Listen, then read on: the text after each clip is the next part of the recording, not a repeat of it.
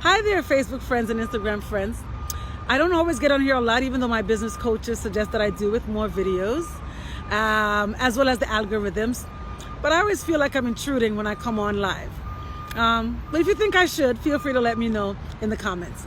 Anyway, I wanted to come on here February 5th today because February 5th has had some significant and impactful meaning for me in the last 3 to 4 years.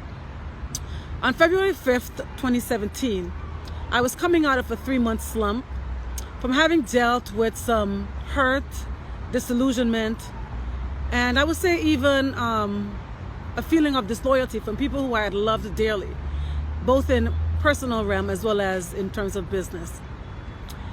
On February 5th, 2018, that date caught me on the bathroom floor of where I live, just really angry and hurt and disappointed in God and angry at God, because I just heard that something that I desired to do in my life would not happen so easily or happen as part of my desire at that point in time.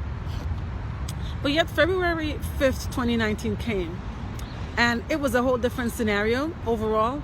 I was not on the mountaintop, you would say, fully, but I was on my way to that mountaintop.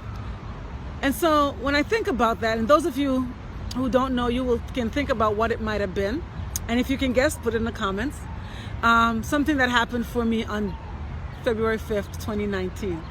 So here I am on February 5th, 2020, sort of looking back at these last 3 February 5th and thinking about what God can do and how we can manage and manifest hope in what might appear to be different seasons of our life.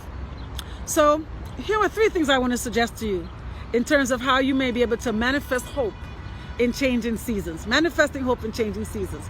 Here goes. Number 1, remember that the God on the mountain is still God in the valley.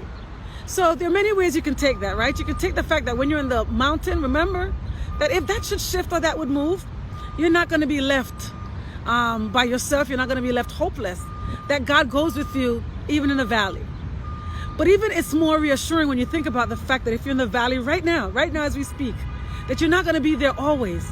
And that the same God that might have been with you on the mountain, or might have been with you if you were on a mountain, is the same God that is with you in the valley. Because there's nothing that can separate us from the love of God.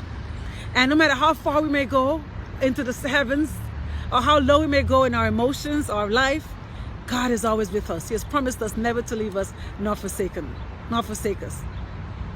Second, to remember that as you work and as you aspire and as you serve others, remember to take care of yourself.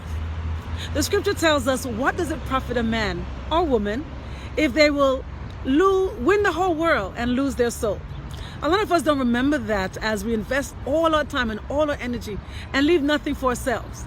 But that is important for us to remember. And the third thing I want to remind you is that you have power. You have superpowers. Now, at the beginning of this year, someone spoke to me and told me that they had a prophecy for me, and the prophecy was that this year I would be like a Wonder Woman. And of course, my first answer was, I'm nobody's Superwoman, and I'm not Wonder Woman. But as I thought about it, very interestingly, that person would not know that when I was a little girl with my big old thick Coca-Cola glasses, that was the only nickname that stuck, Wonder Woman. But little would he know, and as I manifested and meditated on it more throughout the last couple of weeks, I've thought, you know what? God might be wanting to make me into the Wonder Woman. A Wonder Woman, not in terms of my own strength or my own self, but so that others could look and I will become a wonder unto many because of what God has done and what He is doing in my life. So I said, you know what, God? If you want to make me your Wonder Woman, go right ahead. My special powers come from you. And so I say the same thing to you, that power, that special power comes from God. Because in fact, it says that He has given us the power for everything pertaining to life. So I don't know where you are in the seasons, if you're on the mountaintop or in the valley. I don't know on this February 5th if you're on the bathroom floor or if you're on the top of a mountain and things in your life are going phenomenal. But all I want to remind you is that God is still with you. Make sure to take care of yourself.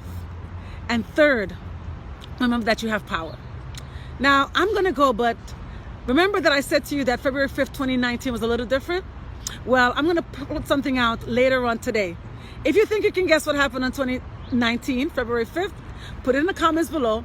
And if you check back again on my page, somewhere maybe by about between 12 and 1 o'clock, I'll let you know it was. And I might even have a little surprise for you. Thanks again for tuning in. Love chatting with you. See you now. Be well, be blessed, be inspired. Bye-bye.